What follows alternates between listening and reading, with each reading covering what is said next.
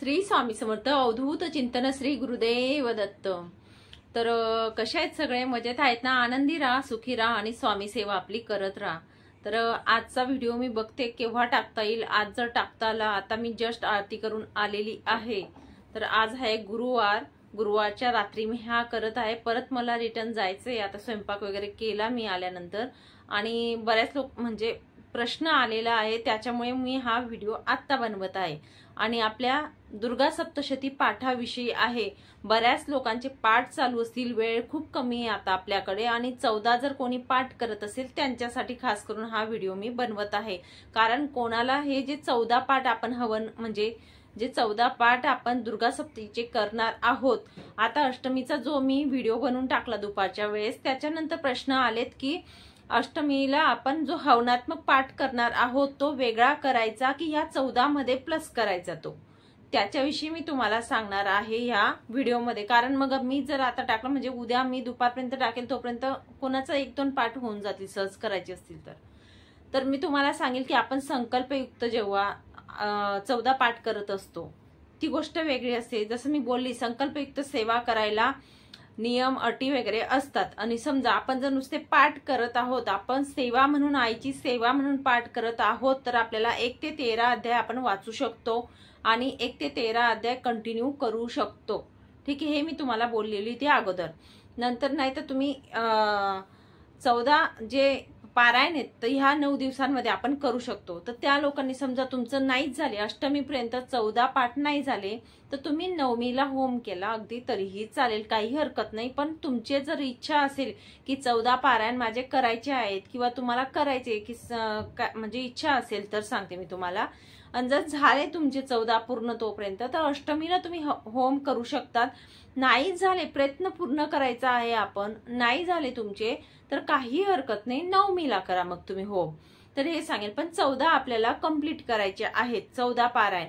आणि जे होम हवनचं जे राहील ते पारायण मात्र आपलं पुढचं म्हणजे जे वेगळं राहील, 14 हे सेपरेटली राहतील। हे म्हणजे नवचंडी केल्याचं पुण्य लागेल असं बोललं जातं, ते 14 वेगळे राहतील। तर मी तेच बोलले, हवनात्मक पारायण करायला आपल्याला जमत नाही, त्यामुळे आपण हे पाठात्मक जे हवन असतं, पाठात्मक बोललं जातं म्हणजे वाचन करून आपण हा हवन जो आहे तो करत असतो। म्हणजे 14 नवचंडी ज्या असतात हवनात्मक दुसरे असतात, जे हवन केले जातात तो नवचंडी वेगळा असतो आणि पाठात्मक नवचंडी जो असतो तो वेगळा असतो। आणि हे सगळं आपल्याला दुर्गा सप्तशतीचा जो ग्रंथ आहे त्याच्यात दिलेलं असतं। व्यवस्थित तुम्ही वाचून घ्या एक वेळेस। हे बघा, म्हणजे कसं, म्हणजे उद्या बोलायला नको कोणी की बाबा ताई वेगळं सांगते असं नको व्हायला। मी स्वतः म्हणजे नेहमी बघत असते। हे बघा, लास्टचं पेज हे आपलं, त्याच्यावरती दिलेलं असतं सगळं व्यवस्थित। तुम्हाला नाही समजलं माझं बोललेलं, तिथे आपण बघू शकतात। तर मी तेच सांगेल, तुमचे 14 करायचे आहेत। तुमची जर फक्त इच्छा म्हणून मी तुम्हाला बोललेली होती, तुमच्या घरात 14 पारायण व्हायला पाहिजे असं तुमची इच्छा असेल तर तुमच्या घरातल्या लोकांनी, फॅमिली मधल्या सहकुटुंबा मिळून तुम्ही 14 पाठ वाचू शकतात। एका दिवसामध्ये तुम्ही 1 पाठ वाचू शकता, 2 पाठ वाचू शकता, नाही तर 3 पाठ असे करून तुम्ही 14 कंप्लीट केले अगदी 9 दिवसात नवरात्रीचे तरी चालेल असं मी बोलली होती। म्हणजे ज्यांना योग्य वाटेल त्यांनी म्हणजे समजून घ्या, नाही योग्य वाटलं मनाला त्यांनी मग म्हणजे फॉलो नका करा असं माझं म्हणणं आहे। म्हणजे तुमचा भाव खूप महत्वाचा आहे। जसं म्हणजे मला सांगायचं तेच मी सांगेल की असं तुम्ही पद्धत करू शकतात की फॅमिली मिळून, समजा मुलीने वाचला 1 पाठ आणि आईने एखादी पाठ वाचला किंवा वडिलांनी वाचला, की तुमची इच्छा आहे की 14 पाठ आम्हाला नवरात्रीमध्ये करायचे, अशा प्रकारे तुम्ही करू शकतात। त्याच्यानंतर जो हवन करणार आहोत आपण अष्टमीला, जो व्हिडिओ टाकलाय तो मग नंतर करायचा आहे। मग तुम्ही अष्टमीला करू शकता तुमचे जर पाठ होऊन गेले तर, नाही तर मग नवमीला करा। अष्टमीच्या दिवशी जर पाठ बाकी असतील तुमचे जर हे 14, तर तो हवनात्मक पाठ नंतर करू शकतात। एवढं मला सांगायचं होतं। त्याच्यानंतर पुढचं मी तुम्हाला सांगेल की जी सांगता असते ती शक्यतो अष्टमीला यायला पाहिजे असं सांगितलेलं इथे दुर्गा सप्तशती पाठामध्ये सांगितलंय। मी माझ्या मनाचं सांगत नाहीये की आपला जो तुमचा असेल 14 पाठाचा जो हवन असेल ना, तो अष्टमीला यायला पाहिजे। मग हवनात्मक लास्टवाला जो आहे, आणि कामना सिद्धीसाठी जर संपुटीत कोणी जर दुर्गा सप्तशती पाठ केले असतील त्यांचा पण त्या दिवशी येईल। ठीक आहे. कामना सिद्धी म्हणजे आपलं संकल्प करून जर कोणी केले असतील तर पण तुमचं अष्टमीला यायला पाहिजे. 14चे जे पारायण कोणी केले असतील तर ते पण इथे दिलेलं आहे ग्रंथामध्ये, म्हणून मी तुम्हाला ग्रंथच दाखवते, म्हणजे माझ्या मनाचं मी बोलत नाहीये. नंतर पुढचं आपण संकल्पयुक्त आहे ते तसंच करायचं आहे. इथे दिलेलं आहे. मग पुढे आपल्या जे आहे तिथे दिलेलं आहे, इथे स्क्रीनवरती मी तुम्हाला टाकते म्हणजे कळेलही व्यवस्थित की 9 समजा आपण जर 9 म्हणजे कुमारिका जेवायला सांगायचं, ज्या दिवशी सांगता असेल बघा, अष्टमीच्या दिवशी तुमची जर सांगता आली, समजा 14 पाठ होऊन गेले, होम जर तुम्ही अष्टमीला केला किंवा नवमीला तुम्ही होम केला त्या दिवशी तुमची सांगता राहील. 14 पाठवाल्यांचं सांगते मी. तर सांगतेच्या दिवशी तुम्हाला 9 कुमारिकांचे पूजन करायचे आहे. ठीक आहे. अष्टमीला आलं तर अष्टमीला करा, नाही तर नवमीला केलं तरी चालेल. त्यांना भोजन खाऊ घालायचं आहे कुमारिकांना, आणि त्यांची पूजा वगैरे आपल्याला काय करायचं ते नवचंडीचे आपले 9 देवींचे नावं घ्यायचं, त्यांची पूजा करायची यथाशक्ती, पंचोपचार हळदी कुंकू वाहून पूजा वगैरे करायची. आणि नवचंडीचे जे नावं आहेत आपले आता 9 दिवसाचे ते नावं बोलायची, त्यांचा नमस्कार करायचा. आणि नंतर मी तुम्हाला सांगेल की जे 14 पाठ असतात आपले दुर्गा सप्तशतीमध्ये, पाठ वाचनामध्ये जो प्रथम 9 पाठ असतात ते वाचायचे असतात आपल्याला. ठीक आहे. कारण ते नवचंडीचं आपले युद्ध जे असतं चंडीने केलेलं त्याच्यात ते वर्णन केलेलं असतं. आणि 10वा पाठ जो असतो तो हवनाऐवजी वाचायचा असतो. हवन जे करत असतो हवनात्मक बोललं जातं ना, त्याच्याऐवजी 10वा जो पाठ असतो हवनाऐवजी असतो. 11वा जो पाठ असतो तो अभिषेकाऐवजी असतो, जो आपण देवीला अभिषेक करत असतो त्याऐवजी. 12वा पाठ जो असतो तो तर्पणाऐवजी असतो, तर्पण जे दाखवत असतो देवीला त्याच्याऐवजी. 13वा पाठ जो असतो तो मार्चनाऐवजी म्हणजे जे मार्चन करत असतो आपण त्याच्याऐवजी असतो. आणि 14वा जो पाठ असतो तो असतो ब्राह्मण भोजनाऐवजी. ब्राह्मण भोजन आपण देऊ शकलो नाही शकलो त्याच्यामुळे तो एक घेतला जातो. मग असे या प्रकारे पाठ आपले दिलेले असतात. संपूर्ण नवचंडी विधी इथे पूर्ण होतो. मग एवढं तुम्ही केलं ना, एवढी जे मी दिलेले स्क्रीनवरती व्यवस्थित बघून घ्या, तर याच्यात नवचंडीचा जो विधी असतो तो पूर्ण होऊन जातो. म्हणजे तुम्ही 14 पारायण केल्यानंतर शेवटचं जे 15वं पारायण आहे ते हवनात्मक, म्हणजे जसं मी दुपारी सांगितलं तुम्हाला त्या प्रकारे हवन करायचा आहे. आणि साधा आपला घरातल्या घरात आपण सगळे बसले तरी चालेल, नाहीतर ज्याने म्हणजे इच्छा असेल एखादी आपले बसलं मेंबर कुणीही तरीही चालेल. मेन पण जो बसेल त्याने उठायचं नाही. हवन चालू असताना जो मेन एक बसणारे बाकी बाजूला बसतील ते वस्तू द्यायला घ्यायला उठू शकतात. पण एखादी व्यक्ती असं आपला पाहिजे घरात सगळे मिळून करत असणार तर, नाहीतर एका व्यक्तीने जर केला 14 पाठ पूर्ण केले, एखाद्या व्यक्तीने समजा मी केले तर मी उठणार नाही त्या जागेवरून, बाकी मग सगळे वस्तू द्यायला असं थोडंफार उठू शकतात, त्याच्यात काही नाही एवढं. तर तेच सांगेल तुम्हाला. तर इथे आपण हवनात्मक करायचा आहे. तो हवनामध्ये बघा मेन वस्तू मी तुम्हाला सांगितलं, हरिद्रव्य काय, गहू तांदूळ आणि तूप हे मेन वस्तू असतात. त्याच्यामध्ये आपण मग त्याच्यामध्ये हे बघा हे पण घेऊ शकतो, तीळ पण घेऊ शकतो, तसं काही एक नसतं. तीळ घेऊ शकतो आणि द्रव्य म्हणजे हरिद्रव्यामध्ये दूध पण थोडंसं आपण टाकू शकतो, बिलकुल थोडं टाकू शकतो. आणि मीठ जे असतं मीठ पण थोडंसं घ्यायचं बिलकुल, हे लक्षात घ्या.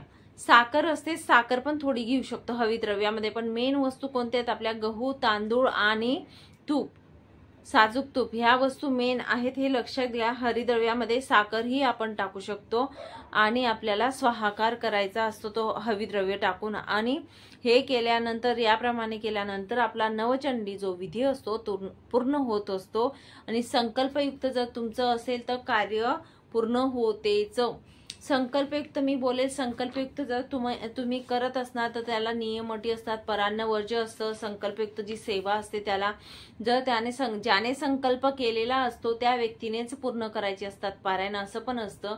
त्यामुळे सांगेल ही आपण सेवा म्हणून जर केली त्याला पण हवन करू शकतो. संकल्पयुक्त असतो त्याला तर हवन करावंच लागेल. मग लास्टच्या दिवशी ज्या दिवशी सांगता राहील त्या दिवशी, तेव्हा तो नवचंडी घडत असतो. पूर्ण संपूर्ण आपल्याला विधी पूर्ण होतो मग नवचंडीचा.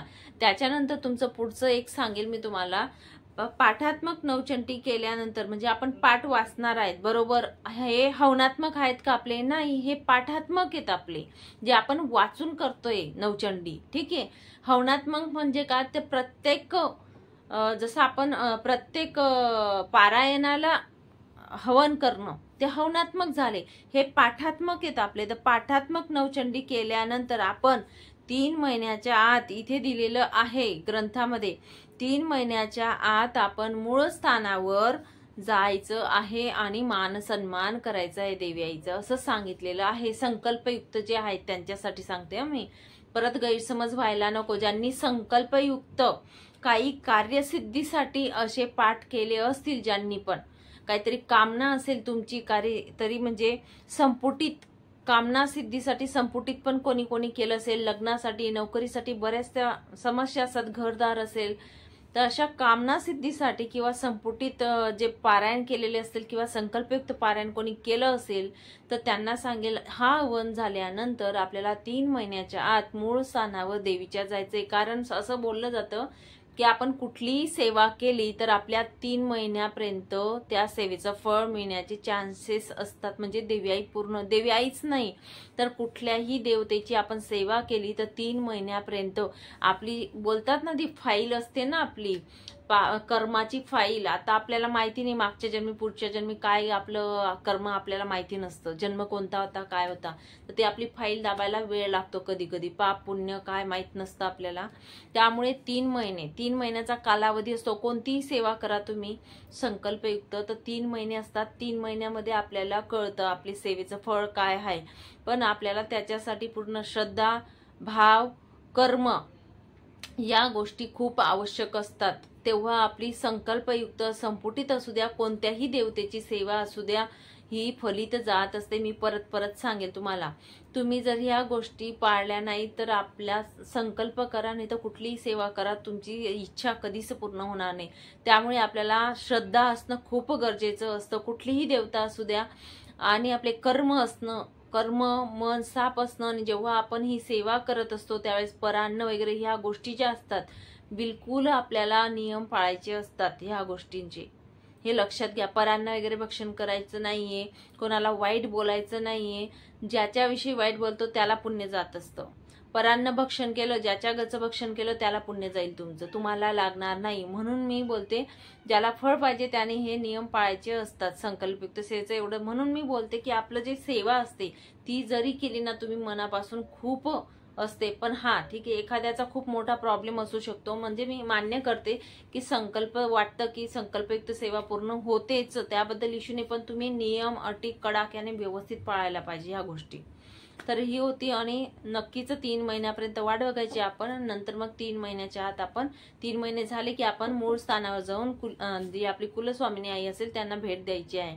तर मला खूप म्हणजे आवश्यक अशी माहिती वाटली ही, की बऱ्याच लोक म्हणजे अशी वाट बघत असतील किंवा काहीतरी असतील मनात प्रश्न की काय करायचं काय नाही. म्हणून मी आता म्हटलं जस्ट थोडा वेळ काढते आणि बोलते सगळ्यांसोबत.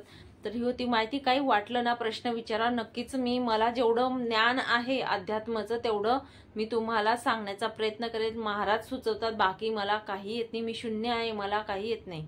महाराज जसं मला बुद्धी देतील तेवढंच मी तुम्हाला सांगण्याचा एक प्रयत्न करेल इथे. चला मग इथेच थांबते. नंतर अजून भेटेल पुढच्या व्हिडिओमध्ये नवीन माहितीसोबत, नवीन विषयासोबत. तोपर्यंत श्री स्वामी समर्थ. अवधूत चिंतन. श्री गुरुदेव दत्त.